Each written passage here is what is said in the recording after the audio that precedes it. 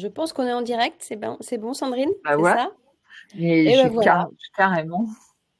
Et bien nous Ouais, voilà de bonjour à retour tous. avec ma complice. Mais je suis tellement ravie, Sandrine Doppler, donc de Planète Food Santé, après une petite année, toute petite année de pause. Et on va donner le coup d'envoi pour une série de webinaires autour de l'innovation alimentaire et sociétale. C'est une promesse qui est à la fois audacieuse, mais notre avenir doit être peut-être un peu plus responsable et durable. Et l'innovation alimentaire, elle est vraiment au cœur de cet enjeu pour transformer à la fois notre façon de consommer pour notre planète, d'apporter également des solutions plus saines, des produits peut-être moins transformés, une alimentation plus variée avec peut-être une présence de produits bruts plus importante. Et le tout vraiment en respect de notre environnement. Et donc, pour paraphraser Sandrine, je vais utiliser cette phrase qu'elle nous a mise sur les réseaux: façonner un avenir où chaque bouchée nourrit tant notre corps que nos valeurs. Je trouve ça top. Bon, voilà, c'est Sandrine Doppler qui nous a trouvé cette citation et c'est exactement vraiment la thématique. Donc là, on a 5 interventions. Il y a Katia Tardy qui est dans le TGV et vous avez vu qu'il y avait quelques petits soucis en ce moment, donc j'espère qu'elle pourra se connecter. On a donc 5 interventions suivies du témoignage de Julie qui est déjà connectée. Et puis, si on a un petit peu de temps, on aimerait bien avoir éventuellement une ou deux questions. Donc là, je vais présenter les différents intervenants et on commencera ensuite par, pour une fois, n'est pas coutume, Sandrine Doppler qui est intervenante cette fois-ci. Donc Sandrine est la fondatrice du cabinet de conseil Effet Doppler qui prospecte, qui est dans la prospective, dans la veille sur les tendances en matière d'innovation et de comportement dans la perspective justement d'accompagner cette transition alimentaire et responsable. Donc son credo, c'est nourrir nos nouveaux comportements. On a Sébastien qui est en masqué parce qu'il est à l'étranger, mais qui est bien là parce qu'il a un don d'ubiquité. Il nous quittera pour rejoindre l'autre webinaire qu'il anime aussi tout à l'heure. Donc, il est à la fois CEO de BioFuture depuis 10 ans. Moi, j'ai noté sur LinkedIn, Sébastien, que tu as marqué jeune papa. Alors, tu es toujours jeune, je pense, ou c'est les enfants qui étaient jeunes, mais tu es engagé. Et ça, c'est ce qu'on aime bien et soucieux de l'alimentation de nos enfants, des tiens et des nôtres. Tu as lancé le défi de créer des marques engagées, capables de revisiter des produits de notre quotidien, qu'on utilise, nous, chez Évidence Santé depuis un certain temps et qu'on adore, de créer des versions plus saines avec une liste d'ingrédients plus courte, plus équilibrée, tout aussi gourmand, certains bio, donc avec les deux marques Quintessence et Node. Et que tu es également fondateur du collectif En Vérité, tu nous en parleras, qui également fait ce webinaire au même horaire que nous et donc que tu nous quitteras pour aller le rejoindre. On aura donc également Emmanuelle Lefranc. Donc je suis ravie, Emmanuelle 2LE, qui est docteur avec un E et qui est chercheuse, donc docteur en sciences sociales appliquées à la santé et à l'alimentation, qui est donc aussi chercheuse donc au laboratoire d'anthropologie politique de l'EHESS, c'est-à-dire l'École des hautes études en sciences sociales. C'est bien ça, Emmanuel? Donc tu interviens en tant que consultante, conférencière, à la fois au niveau des entreprises, et des professionnels de la santé et de différentes institutions.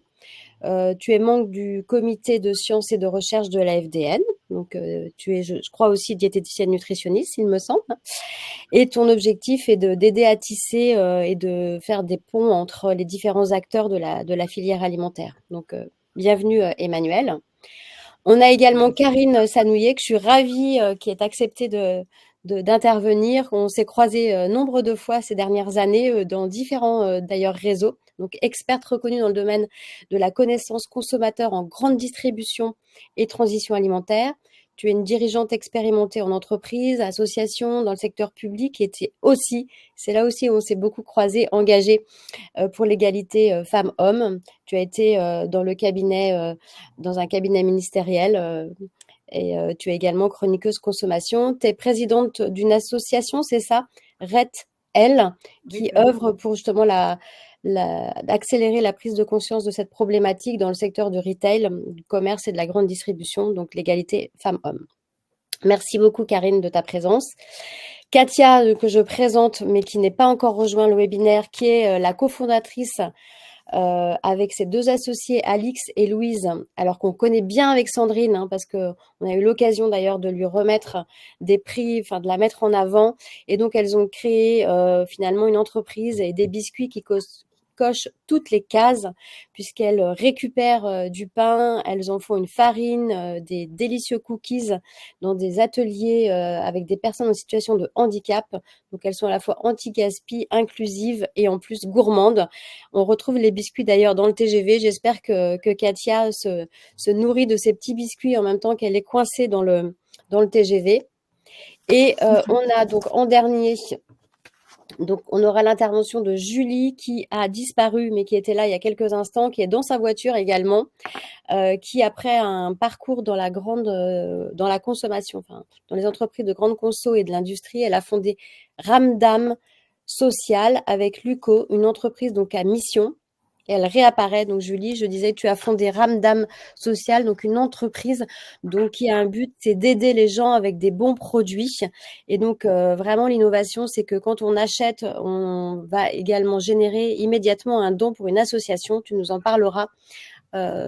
Donc soit avant, soit après Katia, on verra quand elle va nous rejoindre. Donc voilà, après ces présentations que j'ai fait extrêmement rapidement, mais vous pourrez retrouver sur LinkedIn toutes les bios et toutes les interventions, parce que effectivement, la chose que je n'ai pas dit en début, c'est que Sandrine, on a eu le plaisir de découvrir ces dernières semaines qu'elle était Top Voice LinkedIn. Donc tous ces posts ont un écho extrêmement important, et donc elle sera d'ailleurs chargée de faire un article de ce webinaire. Et donc lui revient la première question. Sandrine, en termes d'innovation, à ton avis, quelles sont les priorités que chacun doit finalement mettre en œuvre pour pouvoir faire changer positivement, à la fois pour notre santé et pour notre planète? Sandrine, à toi. Bah déjà, bonjour à tous. Ouais, bonjour, vous m'entendez bien? Ouais, je sais Oui. pas, vous m'entendez bien? Ouais. Bah déjà, bonjour. Je voulais remercier Nathalie en public et devant tout le monde d'avoir attendu 1 an que je puisse revenir pour qu'on puisse recommencer. Voilà, donc merci beaucoup Nathalie. Et puis merci à notre plateau. Et puis j'ai hâte de vous entendre tous et toutes, parce que j'ai été voir ce que vous faites. Certains, je les connais et tout. Donc moi, je voulais vraiment qu'on parle d'innovation. Pourquoi? Parce que souvent, moi, quand je suis chez des clients, je me rends compte qu'il y a des erreurs d'analyse en définitive, et que on se rend pas compte qu'une innovation, pour que les personnes changent leur habitude alimentaire, vu que c'est ce qui nous concerne, ben il faut entre 5 et 10 ans. Donc quand on parle d'alimentation végétale et on se dit mais pourquoi le steak végétal ne marche pas et que pourquoi tout ça ça marche pas, ben parce qu'il y a plusieurs raisons. Déjà, il faut qu'une innovation elle trouve son marché, hein, ça c'est les gens du marketing vont vous le dire et vous le rediront toujours. Il faut qu'il y ait un prix abordable, et dans une période inflationniste, eh ben les innovations elles vont être plutôt marketing que R&D. Et donc c'est-à-dire que bah peut-être on va trouver que c'est peut-être un peu cher d'acheter un steak végétal. Ensuite, il faut qu'il ait du goût, du goût, du goût, du goût. Moi, souvent, les compositions que je goûte, ben, n'ont pas de goût. Et nous, encore français, et heureusement, on veut que les choses, elles aient du goût. Et je sais que les produits dont on va parler aujourd'hui, c'est des gens qui ont quand même du goût. Évidemment, il faut faire connaître, hein, il faut faire connaître. Mais je vais vous montrer un petit slide. J'ai fait des petites recherches. Voilà, je vous montre juste un petit Donc toi, slide. tu Regardez disais qui a... trouver son marché, Ouais. c'est ça, trouver son marché. Donc le Voilà. positionnement au prix, le goût, en fait, c'est les P du Ouais, marketing, hein. voilà. Et voilà. Et si on prend par exemple les aliments fonctionnels, hein, qui sont quelque chose dont les startups se sont vraiment emparés, hein, tout ce qui est alimentation fonctionnelle. Regardez qui c'est les leaders du marché. Vous voyez ce que je veux dire? On n'est pas du tout sur des startups. En définitive, on se rend pas compte l'effort financier, et je pense que Sébastien pourra nous dire, et Katia et Julie aussi pour nous dire l'effort financier que ça demande pour une startup d'aller sur un marché de mass market. Parce que quand on est sur un marché, je dirais, de early adopteurs ou de gens qui sont convaincus, ça suffit pas pour faire un succès. C'est pour ça que pour moi, la transition alimentaire, même si certains tiquent un peu, ne pourra passer que par un travail entre les grands groupes, et c'est ce que font certains grands groupes qu'on avait déjà reçus sur le plateau, entre des grands groupes et ce que fait Bell, hein, par exemple, et des startups. Parce que si on attend que les startups elles soient assez grandes pour atteindre le mass market, ben, je vais vous dire, les produits on les aura peut-être pas. Ensuite, ce qui va être toujours, ce qui moi me pose toujours un peu question, et là il y a l'étude de l'INSERM dont on en a reparlé un petit peu hier, l'étude de Mathilde, du docteur Touvier, qui explique en fin de compte le lien entre les problématiques de santé et l'ultra-transformation, c'est que ces produits doivent être aussi bien composés. Hein. C'est vrai que les startups, où est-ce qu'elles seraient un peu, je dirais, peut-être plus vertueuses que peut-être les grands groupes. Donc, il y a ça. Et évidemment, il faut qu'ensuite, il y ait une expérience utilisateur réussie. Parce que, OK, bon produit, bon marché, mais si on le retrouve pas en réassort ou si on a eu première fois un problème avec, on n'ira pas. Et ensuite, je terminerai peut-être là-dessus, et peut-être d'autres personnes voudront écouter. On nous a beaucoup parlé d'insectes avec un Y, que vous devez tous connaître, qui nous vantait le fait qu'on allait tous manger des insectes. Moi, ça fait 10 ans que je dis, bah non, on n'en mangera pas. Mais résultat de marché, et là, j'attends Emmanuelle là-dessus, peut-être qu'elle voudra intervenir, c'est qu'il y a des points culturels qui font qu'on ne va pas vers certains produits. Et Insect a annoncé qu'il allait revoir sa politique, sa stratégie, c'est-à-dire qu'on arrête l'alimentation humaine avec les insectes, on va revenir vers l'alimentation plutôt animale. Donc, ce qui veut bien dire que les gens sur le marché, bah non, ça, ils n'ont pas voulu. Et culturellement et sociologiquement, ils sauraient que nous, par exemple, les latins, on ne mange pas ce qui vient de par terre. Et c'est une espèce de règle immuable. Donc, je veux dire qu'on peut innover, mais on doit faire très, très attention aussi à, je dirais, notre empreinte L'acceptabilité, tu dirais? sociologique, notre Ouais. manière de faire. Ouais, l'accessibilité. Et se rappeler qu'il faut quand même entre 5 et 10 ans pour adopter un produit à grande échelle. Et donc là, tu disais effectivement, et c'est tout, on voit toutes les startups qui se cassent un peu le dos sur les innovations. C'est pas forcément une mauvaise idée, c'est qu'il faut un tel. Alors moi, j'en parle parce que quand j'ai créé WomUp, c'était au départ une boisson santé. Je vois qu'au bout de 3 ans, j'avais atteint, je pense, 0,00001% de Coca-Cola et que je me suis dit bon, j'arrête parce que voilà. Et c'était pourtant voilà un concept de boisson sans alcool, un peu plus santé, moins sucré. On voit bien qu'il y a une tendance en ce moment d'ailleurs, mais qu'il faut un effort financier tel, il faut une logistique, il faut voilà, c'est des métiers qui sont vraiment très difficiles et d'ailleurs je félicite à la fois Ramdam et Katia aussi dans leurs innovations et Sébastien parce que on voit tout le travail vraiment extrêmement compliqué, tout l'investissement nécessaire. Donc toi tu dis il faut trouver son marché, le prix, le goût, bien regarder dans quel environnement on est pour l'acceptabilité des produits et un effort financier extrêmement important pour pouvoir faire changer les comportements vers des produits plus vertueux. Et je terminerai là-dessus, et après je veux vraiment que d'autres personnes peut-être ont des choses à rajouter, c'est qu'à l'heure actuelle, les VC, les fonds d'investissement, sur nos problématiques alimentaires, ils sont un petit peu frileux à Oui, mettre de oui. l'argent. Parce que ils trouvent que les business models, ils ont plutôt vu des catastrophes que des big success. Donc il faut faire très attention à ça. Et moi, je ne suis pas négative là-dessus, parce que je pense qu'il faut vraiment faire une révolution alimentaire, mais que malheureusement, il faut bien s'adresser aux bonnes personnes. Et actuellement, on ne s'adresse qu'aux gens qui sont convaincus et qui sont déjà acheteurs de ce type de produits quand ils vont dans les magasins, parce que, un, ils ont le pouvoir d'achat et deux, ils ont la connaissance. Mais qu'en fin de compte, en France, si on prend juste le marché français, c'est à peu près 67 millions de Français et c'est à eux qu'il faut s'adresser. Et donc, il faut peut-être venir avec d'autres arguments que ceux qu'on a actuellement et surtout pas les culpabiliser comme on essaye de le faire de manière globale en leur disant que c'est pas bon ce qu'ils ont dans leur assiette. Ouais. Alors justement, ça me fait le lien avec Sébastien. Sébastien, tu nous entends? Oui, je vous entends. Très bien. Et donc Sébastien, justement, toute ton énergie pour retravailler des formules, pour les indications d'origine, en quoi, quelles sont tes difficultés et quels sont finalement tes bons conseils pour pouvoir améliorer cette transition alimentaire? Alors bonjour à tous, désolé de ne pas être visible. Alors je rebondis sur ce que dit Sandrine, qui est très intéressant. Je pense qu'on est en alimentaire et les investissements actuels le montrent. Il y a moins d'investissements dans la food. On a considéré à un moment, il y a eu des gros investissements parce qu'on a considéré la food comme un milieu de techno, en oubliant que c'était aussi un milieu du temps long, que c'était un milieu un environnement culturel et que nécessairement, on voit bien que tous les modèles qui essayent d'aller trop vite finissent par se planter ou ne pas apporter les niveaux de rentabilité suffisants. Et par rapport au temps long, nous, les convictions qu'on a, c'est qu'effectivement, c'est difficile d'enclencher une transition alimentaire. Et il me semble qu'il y a deux éléments fondamentaux qui doivent être posés en complément du discours de Sandrine. C'est d'abord la création d'un imaginaire positif. Je crois que Il nous manque aujourd'hui collectivement un imaginaire qui nous donne envie d'aller vers cette transition alimentaire. Après-guerre, on a vendu aux gens le fait qu'on allait Hop, ça a coupé, Sébastien. qu'on allait aller très intensif. Ça coupe un Et petit vous peu, m'entendez? Sébastien? Ouais, ça coupe un petit Oui, peu. pardon. Tu disais après-guerre, on a vendu un imaginaire collectif sur l'intensification, c'est ça? Oui, en fait, on a vendu aux gens effectivement qu'on allait pouvoir nourrir le monde. Il a carrément disparu. Donc, je voyais Emmanuel qui acquiesçait. Emmanuel, si tu veux prendre le relais justement sur ces difficultés à faire changer les comportements, puis dès qu'on récupère Sébastien, on lui redonnera la parole.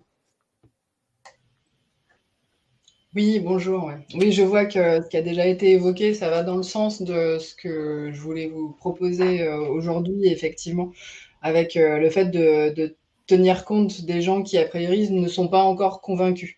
Voilà, de quels consommateurs on peut parler là, les consommateurs qui ont peut-être des réticences à s'embarquer dans ce grand train de la durabilité. Et effectivement, on est tous impactés aujourd'hui par trois grands facteurs au niveau des consommateurs français. Il y a à la fois cette problématique entre la confiance-méfiance. Ça, c'est des choses qui ont toujours été présentes.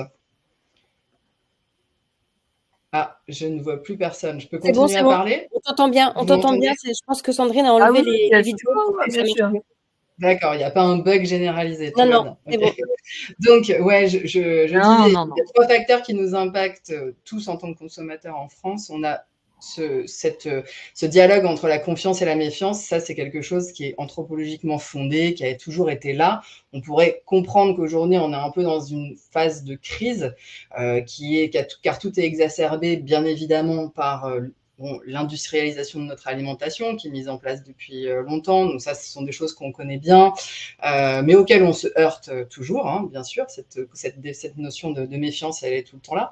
Le deuxième point, c'est les bouleversements environnementaux et surtout la prise de conscience. Celle-ci, toutes les grandes enquêtes, sondages montrent bien que c'est quelque chose qui touche une majorité de la population. Suivant les enquêtes, on est entre 80 92%. Donc c'est assez, ça concerne tout le monde. Après, la prise de conscience et la réaction par rapport à ça, bien évidemment, encore plus les mises en pratique, là, elles sont diverses et variées.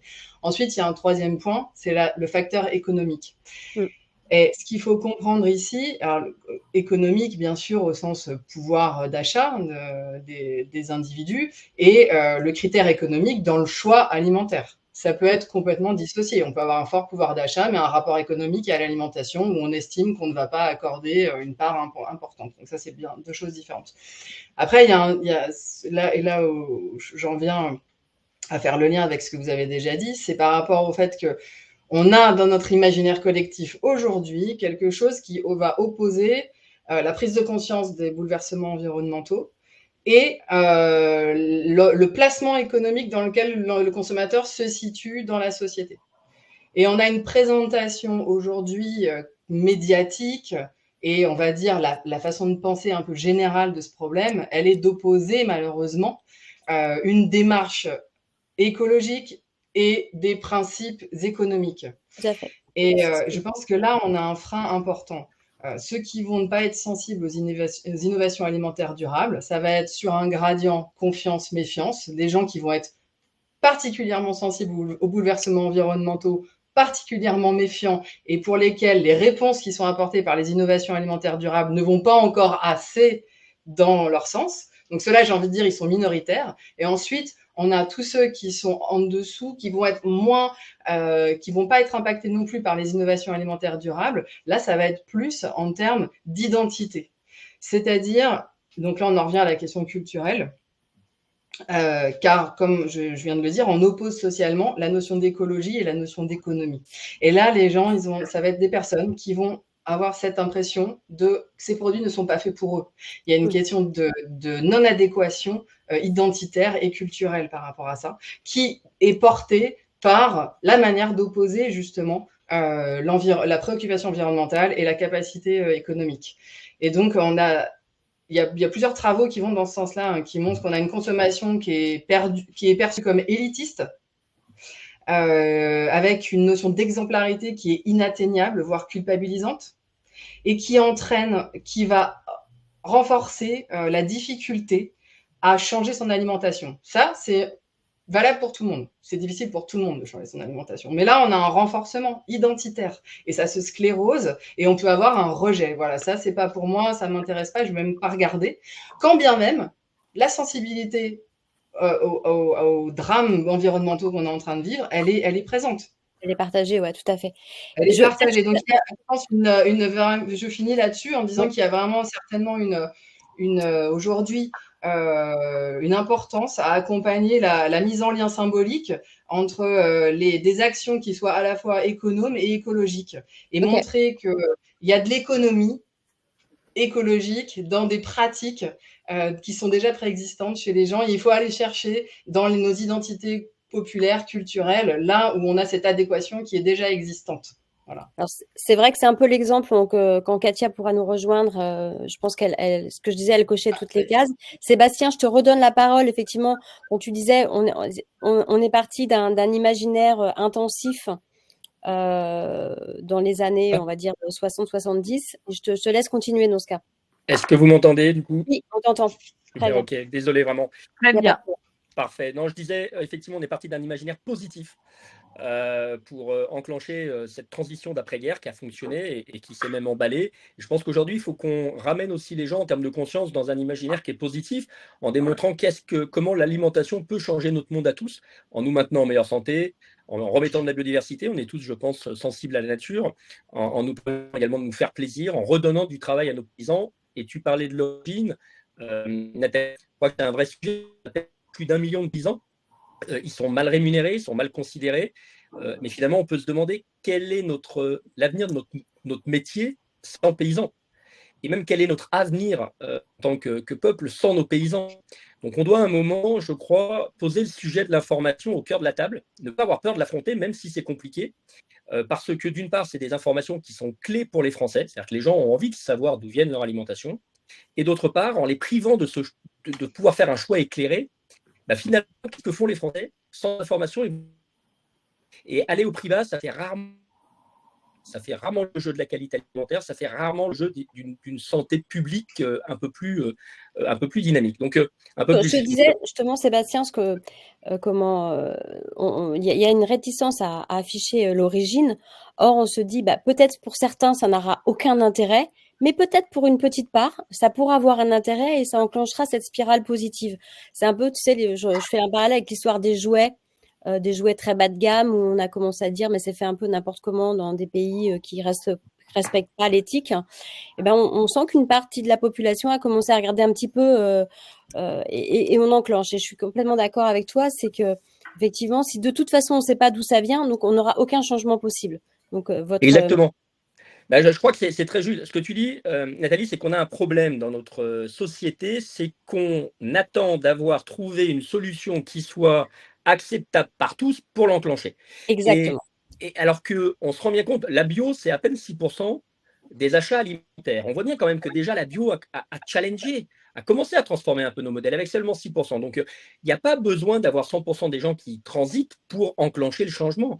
10% des économistes ont démontré qu'avec 10% d'une population qui change ses comportements, on enclenche un changement qui finalement s'accélère et qui devient durable et profitable et plus économique et accessible pour tous.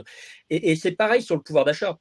Parfois, on en a un peu marre d'entendre on ne peut rien faire parce qu'il faut nourrir les gens qui n'ont pas les moyens. Donc en fait, on culpabilise les gens qui n'ont pas les moyens, en plus de leur faire subir une alimentation qui est souvent de moins bonne qualité. C'est insupportable. En fait, la vraie question, c'est comment faire en sorte que les gens qui ont les moyens, et on est dans un pays où, on a quand même plus de 10, 15, 20% de la population qui a les moyens de bien se nourrir. Comment faire en sorte pour que ces 20% de gens changent leur comportement alimentaire. Et si ces gens changent de comportement alimentaire, on va enclencher quelque chose qui sera bénéfique au plus grand nombre, et notamment à ceux qui ont moins les moyens, qui mangeront mieux, sans nécessairement avoir effectivement un surcoût important à payer. Donc, faut arrêter cette démagogie qui dit qu'on ne peut rien faire parce que tout le monde n'a pas les moyens d'y aller ou parce que tout le monde ne peut pas. C'est compliqué, mais ça passe par l'information. Tu as raison, c'est vraiment une bonne excuse à ne rien faire. Je vois que, effectivement, dans le chat, quelques remarques en disant, quand il y a aussi trop de choix, ben, finalement, on se dit, le trop de choix, ça nuit et on va aller chercher le moins cher. Alexia, je suis ravie de voir que tu es connectée et que même un tout petit pourcentage de changement, bah, ça, c'est quelque chose qui peut permettre d'enclencher justement des changements plus durables. Peut-être que là, je peux passer la parole justement à Karine Sanouillet. Donc Karine, justement, quel est le rôle et comment on doit finalement s'en sortir avec cette responsabilité sociétale des entreprises au sein des innovations alimentaires? Comment on peut finalement aider à lever ces principaux obstacles? Bonjour et merci de l'invitation, je suis ravie d'être avec vous. Alors d'abord, je trouve qu'on est dans une période qui est particulièrement intéressante sur le plan de la transition globale, mais alimentaire en particulier, puisqu'on a enchaîné une période quand même où il y a eu une montée pour les consommateurs de l'envie de mieux consommer, de mieux manger. Enfin, ça va sur l'alimentation, mais ça va sur d'autres dimensions de la consommation aussi. Et puis, qui a été suivi d'une période d'inflation où finalement, cet engouement a d'une certaine manière été freiné, remis en question. Voilà. Où ça a même posé des questions. Est-ce que finalement, on a raison de partir dans une transition alimentaire ou est-ce qu'en fait, on peut pas se la payer? Enfin, les consommateurs, globalement, ne peuvent pas se la payer. Et puis, troisième étape intéressante dans cette période, c'est la crise agricole qui vient d'arriver, où là, de toute façon, le point est de dire est-ce que c'est soutenable pour les agriculteurs et les paysans et est-ce que cette transition alimentaire, donc arrêter les pesticides, arrêter le glyphosate, finalement, ça pose des vrais problèmes de modèle. Donc, on est dans une période qui est vraiment intéressante. Effectivement, je partage ce qui était dit par Sébastien. Tous les consommateurs français ne sont pas dans la même situation. On l'a très bien vu avec la période d'inflation. Il y a, on va dire, 70 à 80% des consommateurs qui ont dû changer leur comportement, acheter plus de MDD, aller dans des enseignes moins chères. Il y a même beaucoup de personnes, malheureusement, qui ont dû avoir recours à l'aide alimentaire. Et puis, il y a des consommateurs qui ont davantage de revenus, finalement, qui ont très peu changé leur consommation, qui ont continué à acheter des produits sains, etc. Donc, tout faire peser sur une bascule globale des consommateurs, ça ne marchera pas parce qu'on a des consommateurs qui sont dans des situations réelles, économiques et sociales, qui sont très différentes. Voilà. Donc, on a un peu trop souvent des discours médias ou politiques qui disent le consommateur ne peut pas, etc. En fait, il faut regarder la diversité et la réalité économique et sociale des personnes, et certains peuvent, d'autres ne peuvent pas. Donc après, il faut voir comment accompagner ceux et celles qui ont des vraies difficultés, et puis toute une partie de la population peut changer ses comportements. Alors ceci étant dit, moi je suis convaincue que la RSE qui vraiment se développe dans les grands groupes et puis plus globalement aussi dans les petites entreprises et les ETI, ça a un formidable champ d'innovation. Ça a ouvert le champ des réflexions en ajoutant la dimension environnementale là où avant on était sur le goût, la praticité, etc. Ça a ouvert tout un volet complètement nouveau. Ça a ouvert également, même ça a mis dans la question marketing parfois des questions sociétales, comme, enfin voilà, qui sont importantes pour les parties prenantes.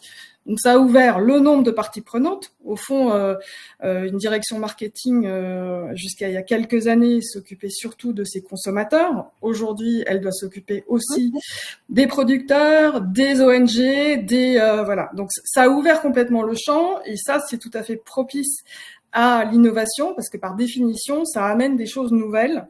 Donc ça oblige à refondre complètement les manières de faire, les attentes, etc. Ça challenge, chaque innovation est challengée avec des différentes sensibilités des acteurs autour de... Absolument. Donc c'est quelque chose qui est, enfin voilà, l'innovation c'est de l'ouverture, c'est aller chercher quelque chose qui n'existait pas.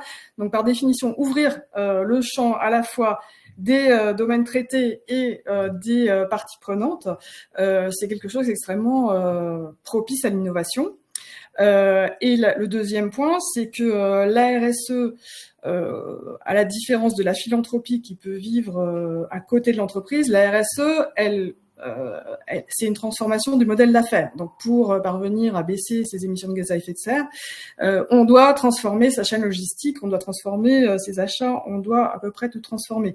Donc, finalement, c'est aussi une manière de mettre en mouvement les entreprises au-delà de la simple volonté de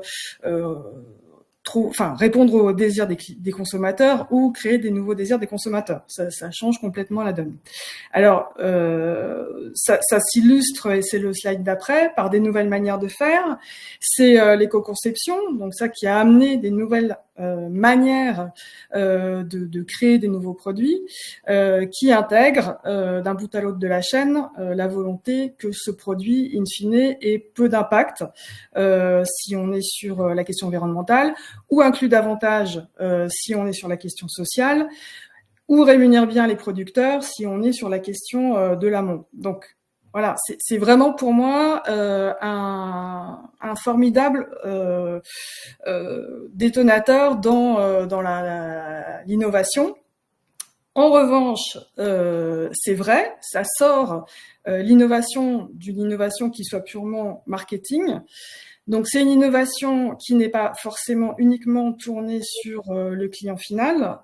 Il ne la voit même pas forcément, même pour des choses qui peuvent être complexes et puis qui peuvent être coûteuses. Le seul objectif n'est pas forcément de susciter un nouveau désir chez un consommateur final. Donc, c'est un changement complètement de paradigme. On doit répondre sur chacun des axes RSE. Et c'est vrai que ça c'est très exigeant parce que décider de communiquer sur un axe RSE vers le client final, ça exige d'être presque parfait sur tous les axes RSE parce que... Ah, on t'entend plus. Karine, on t'entend plus. On remet. Voilà. On t'entendait plus. Ça doit être bon. Voilà. Donc, je disais, c'est très exigeant parce que ça nécessite d'être presque parfait sur l'ensemble des axes du produit. Parce que si on met le coup de projecteur sur la santé, mais que le produit en question ou la marque ne fait rien sur les autres domaines RSE, ça se voit et c'est une vraie difficulté. Donc voilà. Donc, c'est un formidable levier d'innovation.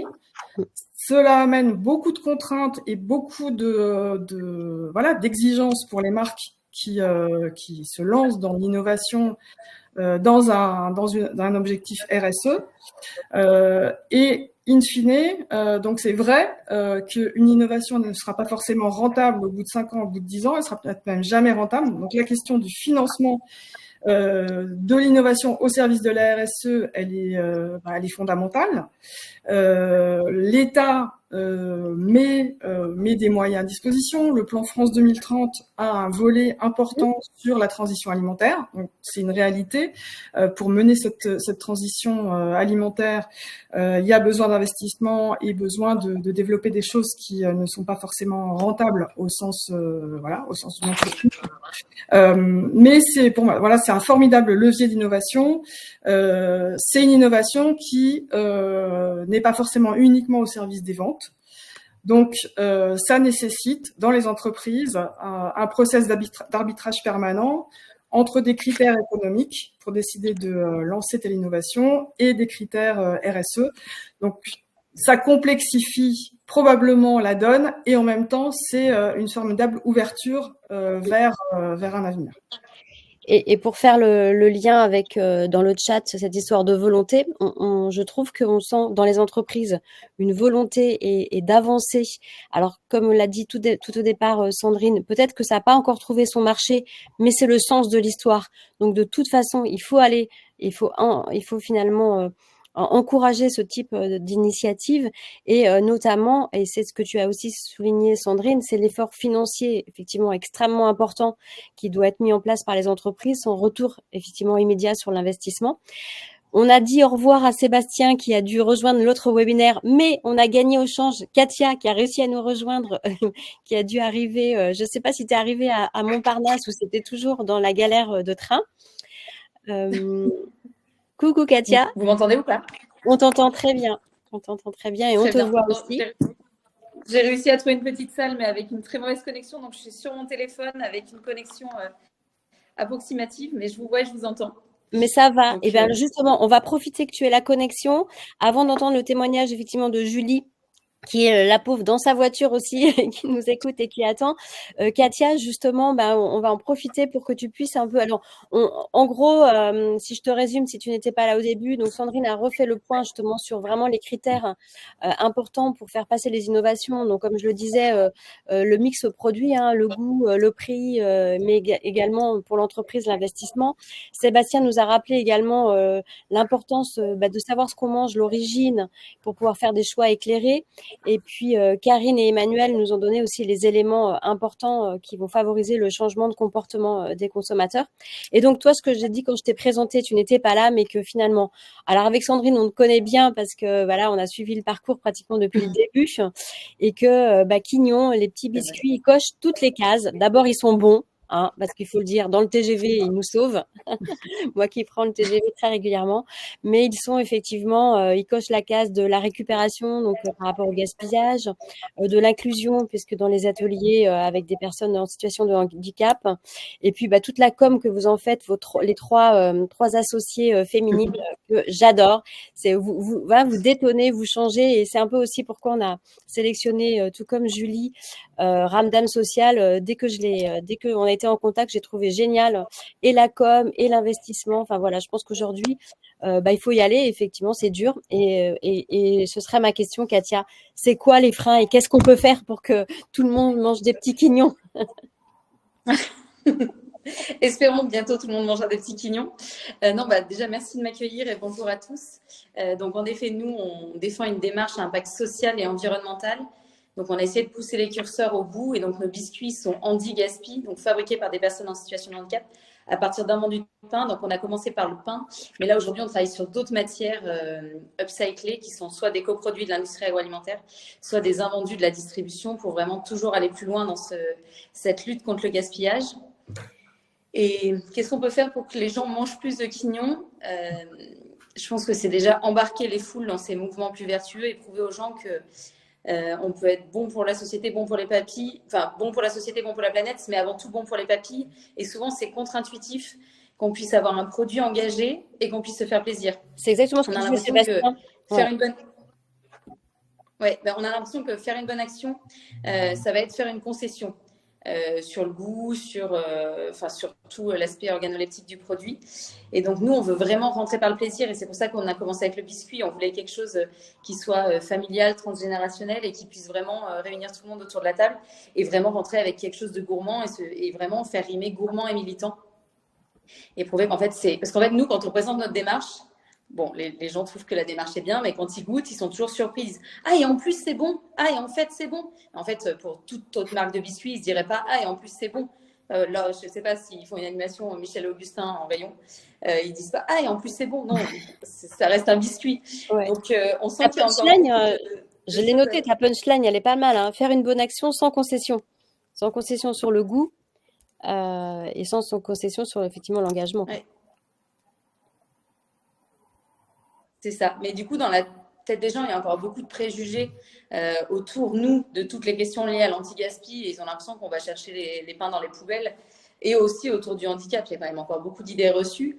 Et nous, notre parti pris, et tu parlais de notre communication, mais elle vient vraiment essayer de nourrir un peu cet enjeu d'embarquer les foules. C'est se dire qu'on peut défendre des causes sérieuses sans se prendre de sérieux. Et là, encore une fois, si on peut se faire plaisir et prendre du plaisir et s'amuser tout en consommant mieux et en consommant bien. Et en fait, souvent, quand on arrive sur le champ de l'écologie ou de l'environnement, on peut tomber sur un discours un peu culpabilisateur, moralisateur ou quelque chose d'un peu agressif. Souvent, les mouvements militants passent assez vite dans quelque chose d'agressif. Et sur le champ du handicap, on peut vite tomber dans quelque chose de pitié ou de larmoyant. Nous, on veut prouver qu'on peut défendre vraiment concrètement ces causes-là et agir au quotidien parce qu'on sait exactement combien de pains on sauve chaque jour et combien de biscuitiers en situation de handicap sont impliqués sur l'activité, mais qu'on peut le faire sans se prendre la tête et en prenant beaucoup de plaisir et en s'amusant. Et on pense que pour faire bouger les lignes sur le long terme, c'est vraiment avec des messages positifs, avec beaucoup de bonnes ondes qu'on arrivera faire évoluer les mentalités et les pratiques autour de tous les enjeux qui nous attendent. Mais là, clairement, tu n'as pas pu entendre Sébastien mais c'est exactement ce qu'il nous a dit. C'était vraiment d'essayer de Désolée savoir. pour les répétitions. Non, mais c'est génial parce que ça montre que vraiment c'est ça, c'est-à-dire que aujourd'hui on oppose. Or, c'est pas la peine d'opposer parce qu'on peut on peut réunir et on a un discours très négatif. Or, on peut avoir un discours positif qui va embarquer, pas forcément la totalité de la population, mais petit à petit, ce que disait aussi Alexia dans le chat, c'est-à-dire que même 3, 4, 5%, c'est comme ça qu'on va finir par finalement des petits ruisseaux faire un fleuve. Mais je crois que et finalement on se dit parce que c'est inatteignable, mais c'est exactement comme les changements en matière d'alimentation, d'une manière sur toutes les accompagnements qu'on fait nous en nutrition. C'est-à-dire si on donne des objectifs trop hauts à atteindre, on fait plus rien, voire on fait le contraire. On dit de toute façon c'est trop dur, donc de toute façon je m'empiffre. Et donc se dire pas à pas, tiens, je vais dans le train, au lieu de prendre une barre que tu as citée, je prends les petits quignons. Voilà, c'est c'est ce que je fais. C'est le même nombre de calories, mais je trouve que les calories, elles sont plus vertueuses. Donc voilà. Et effectivement. Des calories engagées. Ouais, voilà. On aura plein de punchlines à la suite du webinaire. Et donc là, je vais passer la parole tout de suite à Julie. Comme ça, après, si vous avez des questions et si vous voulez rebondir, il nous restera un peu de temps parce on est 12h42, donc on est pas mal. Julie, moi, je me demande si c'est pas Alexia qui nous a mis en contact d'ailleurs. Ouais, c'est Alexia. Merci Alexia. Et Alexia, il faut absolument qu'on vous voit, qu'on déjeune ensemble, positive et bon pour la planète. Donc Julie, elle m'a expliqué, on a mis du temps à se connecter. Je crois qu'on n'a même pas encore réussi à se voir physiquement, mais je suis ravie qu'elle ait pu venir. Au pied levé, je l'avais mis effectivement comme intervenante du webinaire. Elle était même pas trop au courant. Enfin bref, mais je suis contente qu'elle puisse être là dans sa voiture. Ouais. Et donc nous expliquer l'aventure Ramdam. Ouais, merci à tous, merci de me recevoir. C'est hyper intéressant tous les propos qu'on a eus sur l'innovation. Nous, on est parti du constat que la consommation était en train de changer, que les consommateurs étaient de plus en plus à la recherche de sens. Karine, par rapport à ce que tu disais, je crois que c'est à peu près 80%, donc c'est quand même une grosse majorité des consos qui sont à la recherche de sens quand ils consomment. Et donc, du coup, pour nous, l'innovation, elle doit évoluer et la façon dont on innove doit évoluer. Donc, Ramdam Social, pour nous, c'est une innovation d'usage ou une innovation de modèle. C'est le fait de vouloir utiliser la consommation pour lutter contre la précarité. Donc, on est parti de 2 chiffres qui nous ont vraiment marqués avec Luco, qui est mon associé. C'est d'une part, il y a 1 personne sur 3 en France aujourd'hui qui n'arrive pas à se nourrir, qui n'arrive pas à manger à sa faim. C'est un chiffre qui augmente de jour en jour. Et d'un autre côté, il y a 45 millions de Français qui veulent aider, qui ne trouvent pas ça normal et qui ont envie d'aider. Et ils ne le font pas parce qu'ils n'ont pas le temps, parce qu'ils n'y pensent pas, parce qu'ils n'ont pas l'argent. Enfin, il y a plein de raisons qui font qu'ils ne le font pas. Mais nous, on s'est dit, il doit bien y avoir un moyen pour que ces 45 millions de Français ils puissent aider et le faire hyper simplement. Et du coup, qu'est-ce qu'ils font au quotidien? Ils font leurs courses. Donc, on va utiliser les courses pour redistribuer la valeur. Et du coup, par rapport à ce que tu disais aussi, Sandrine, on s'est dit, si on veut aller vite, parce qu'il y a urgence à donner à manger à ces personnes, si on veut aller vite, on n'a pas le temps de développer quelque chose qui va mettre 5 ans, 10 ans à s'installer. Donc, on a construit des bons produits. Qu'est-ce que j'entends par bons produits? Ils sont gourmands, comme ceux de Katia. Ils sont bien produits en France, avec une liste d'ingrédients propres.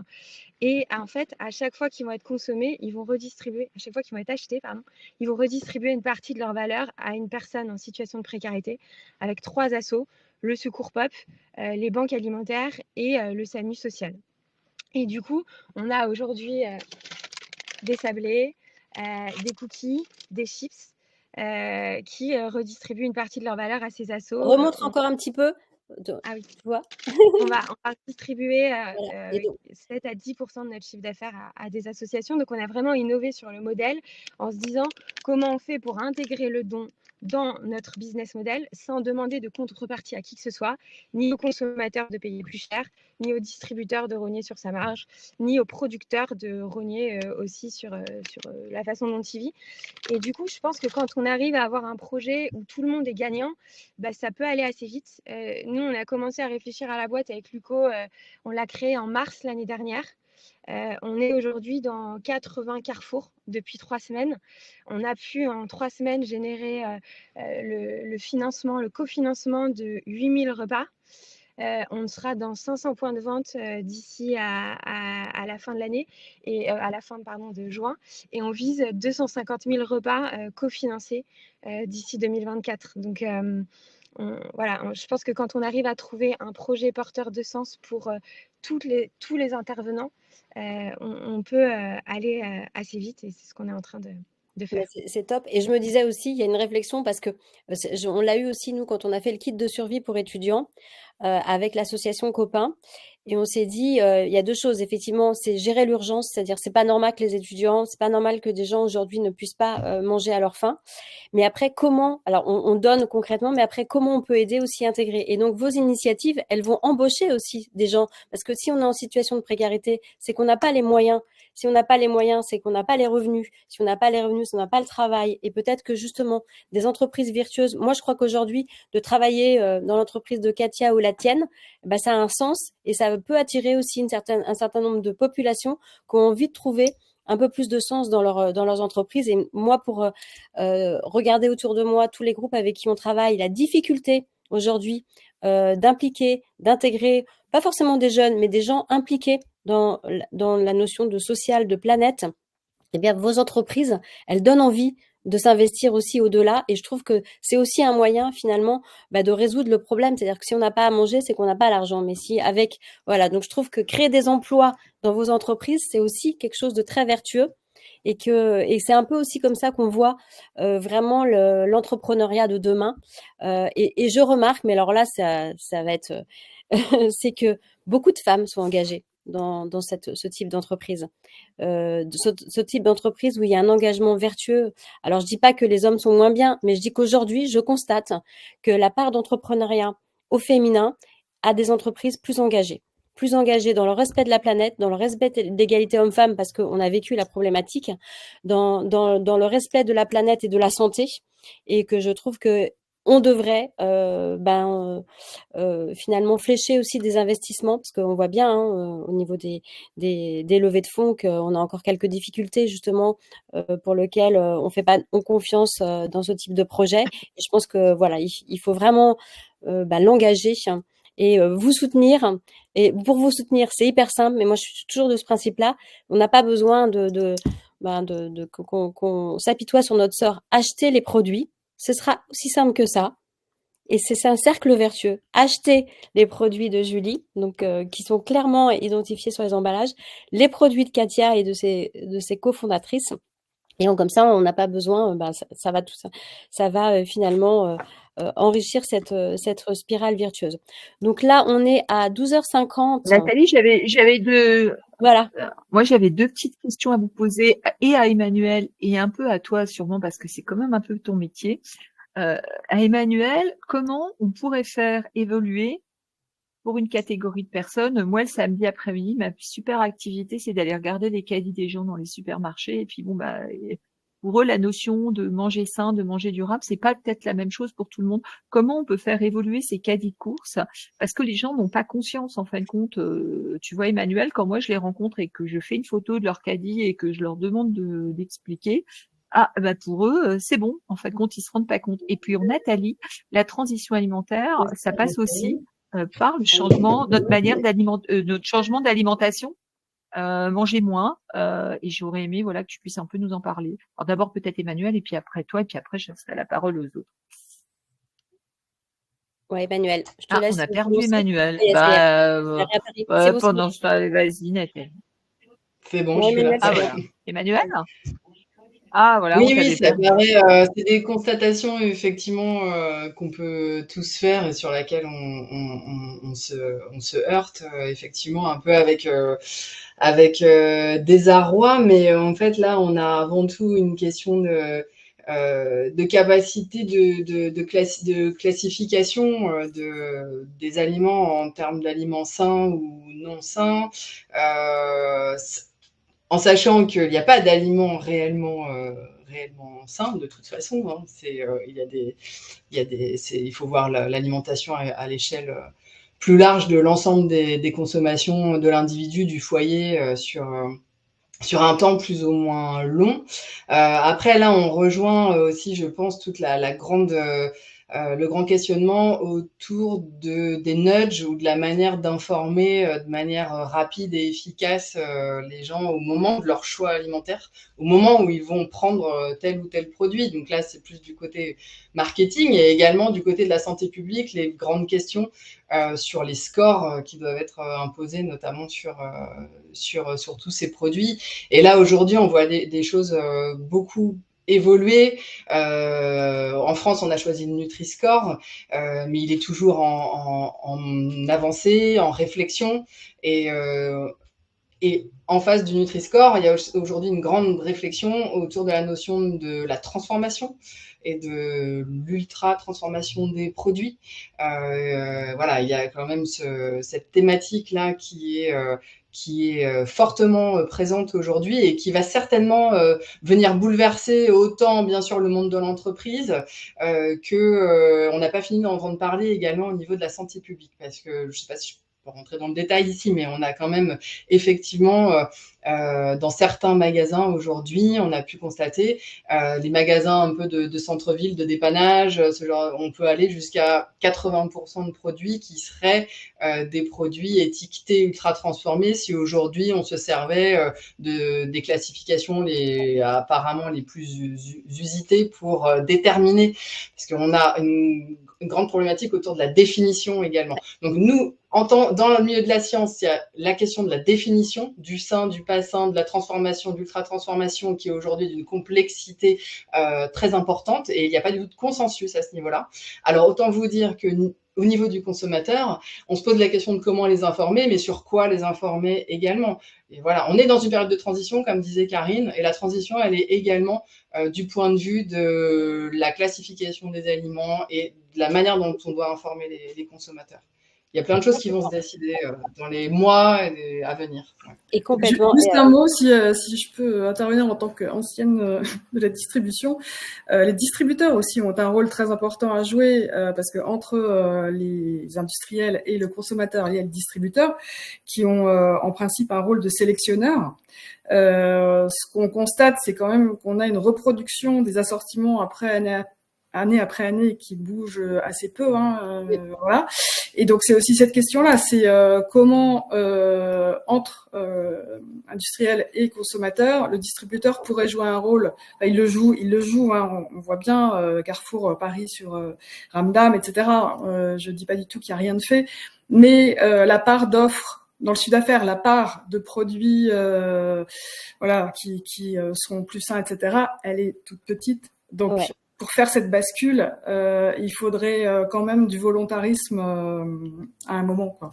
Ouais, je suis complètement d'accord. Et j'allais dire, et là, ça réunit un peu tout ce qu'on s'est dit, c'est qu'aujourd'hui, effectivement, chacun veut pas perdre les acquis et est pas très audacieux. Je veux dire, clairement, aujourd'hui, et là pour rejoindre Emmanuel et puis les différents discours, on sait à peu près quand même comment il faudrait faire évoluer notre alimentation pour qu'elle soit à la fois meilleure pour notre santé, meilleure pour la planète. Et moins cher. Donc en gros, plus de produits bruts. Donc ça, on évacue un peu les histoires d'ultra transformés qui sont quand même globalement très chers. On a des rayons entiers. Moi, je vais peut-être pas choquer quelques personnes, mais le rayon gâteau apéritif, franchement, il n'est pas hyper essentiel pour notre santé. On peut manger d'ailleurs autre chose à l'apéritif. Pas la question d'enlever peut-être l'apéritif, mais bref. Mais effectivement, on sait que en mangeant des produits plus bruts. Aujourd'hui, quand tu rentres, Karine, dans une grande surface, on rentre pas par les fruits et légumes. Donc, on remplit le caddie par plein d'autres choses. C'est-à-dire que les grands discours de toutes les grandes enseignes qui disent, voilà, nous, on va Ramdam, machin. Mais en fait, quand on rentre dans chacune des grandes enseignes, on rentre par des TG de produits absolument pas inutiles, mais je veux dire, globalement, dans la hiérarchie de ce qu'on a besoin de mettre dans le caddie, c'est pas la priorité. Et on s'aperçoit que c'est finalement au prix au kilo extrêmement cher comparé à ce qu'on va dire sur les fruits et légumes qui sont finalement pas chers, mais qu'on sait pas mettre en œuvre, etc. Et donc, les produits plaisir, ils peuvent être effectivement dans le caddie, mais la hiérarchie, elles doivent être différentes. Et donc, on le sait aujourd'hui. Et moi, je combats un peu le Nutri-Score dans le sens où c'est extrêmement, pour moi, simpliste. Et en plus, ça va pas dans le sens d'améliorer la santé, puisqu'en fait, c'est une notation sur 100 grammes. Et moi, vraiment, j'insiste tout le temps sur les portions et les fréquences. Et pour effectivement ce que dit Sandrine, ça résout aussi le problème. C'est un peu, ça coche toutes les cases quand on regarde les portions et les fréquences, parce que ça coche la case du prix. Parce que si on a une trop grande quantité, ben, ça n'a qu'un intérêt, on va jeter. La case de la santé, c'est-à-dire qu'aujourd'hui, on mange trop. Ça, c'est clair. On mange mal, ça, c'est la deuxième. Et on pourrait un peu mieux équilibrer. Mais c'est effectivement des gros changements. Moi, je rêverais d'analyser tous les caddies qui sortent des grandes surfaces et d'aider les gens en disant, bah, ça, tu peux en prendre un peu moins, ça, tu pourrais, etc. Et franchement, ce qu'on achète, c'est après ce qu'on va mettre dans nos assiettes. Donc, vraiment, tu as raison, Karine. Je pense que l'impact de la grande distribution, il est extrêmement essentiel et aujourd'hui, ça bouge pas. Moi, je trouve que quand on rentre dans une grande surface, on voit peu de changements. Alors, il y a des petites choses, hein, chez Monop, par exemple. Moi, j'avais découvert comme ça Elsie, qu'on aurait pu inviter aussi. Qui est, je trouve, une gourmandise qui est hyper intéressante dans le changement aussi qu'on peut avoir. Donc, pas question de se limiter. Donc, si on fait un peu le résumé, soyons positifs, engageons vraiment en fait, accompagnons cette volonté de tous les acteurs, parce que je crois que tout le monde a un peu cette volonté. Mettons les moyens, parce que c'est clair que ça coûte cher de faire ces changements. Donc, fléchons bien les investissements sur des choses qui sont intéressantes et aidons effectivement. Je pense que les grands groupes qui vendent des produits qui sont hyper connus, qui sont pas forcément, on en parlait tout à l'heure, bah, ils n'ont pas forcément besoin d'aide, mais plutôt aidons des initiatives qu'on vend. Et c'est par petits pourcentages qu'on verra évoluer. Moi, j'étais vraiment ravie de voir, et je donne toujours l'exemple, les petits quignons dans les VAR TGV. Non, mais ça paraît tellement dingue. Ou même les kits de couverts Bini qui étaient là, ou même Alexia. Moi, j'ai fait changer tous les serveurs des bars TGV. Je leur faisais goûter les produits d'Alexia juste pressés, de la même façon que les quignons. À chaque fois, je leur dis, ah, mais moi, je connais la fondatrice. Et bah, ils prennent le temps, ils regardent, etc. Donc, il faut que chacun en explique. Donc, voilà, on est vraiment...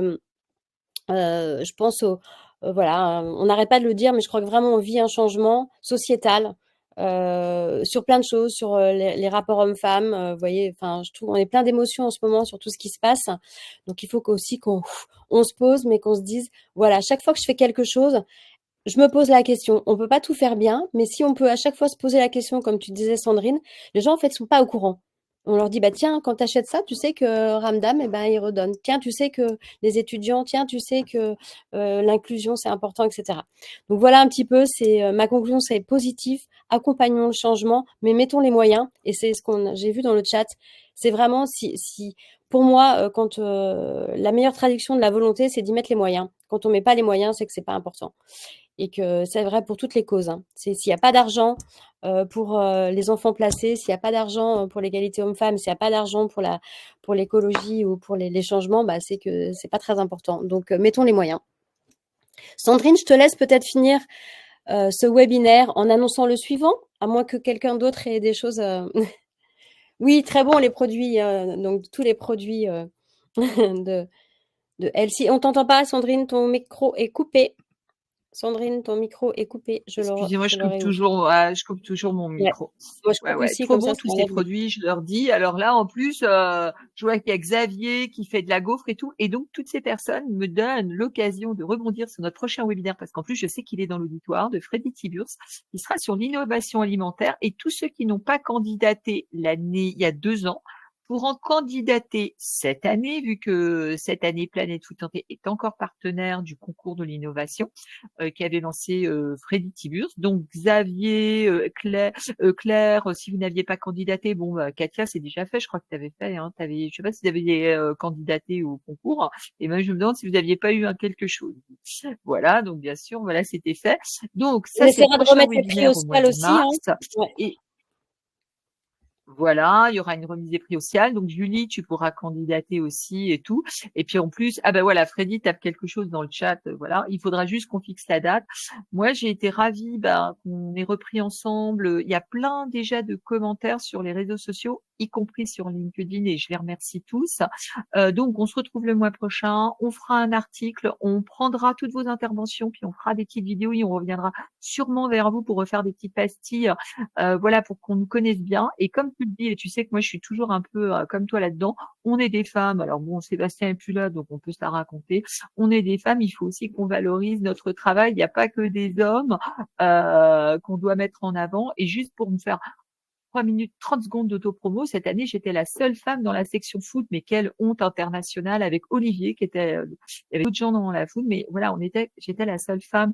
Moi, j'aurais aimé être avec d'autres parce qu'on aurait pu parler de business. Voilà. Moi, je vous souhaite un bon appétit, c'est le cas de le dire, hein, parce que c'est l'heure de manger. Encore merci de vous être libérés.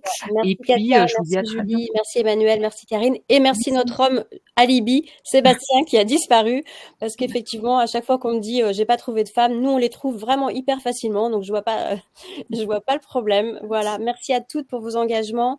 On aura un article partenariat avec Strip Food, Stéphane Brunnery, qu'on remercie, qui a été mis au pied levé dans ce projet aussi de continuer la communication autour des webinaires. Donc Sandrine nous fera un super article résumé, on va travailler là-dessus, qu'on pourra partager ensemble. Et moi, vraiment, je trouve qu'à chaque fois, c'est aussi la communication qu'on fait avant, pendant et après pour vous mettre en avant vos parcours, mettre en avant vos entreprises, mettre en avant vos produits. C'est ça aussi, tout notre investissement avec Sandrine pour vraiment mettre en avant vos initiatives. Merci à toutes et bon appétit. Merci. Ciao, ciao. Merci, au revoir. À bientôt, au revoir.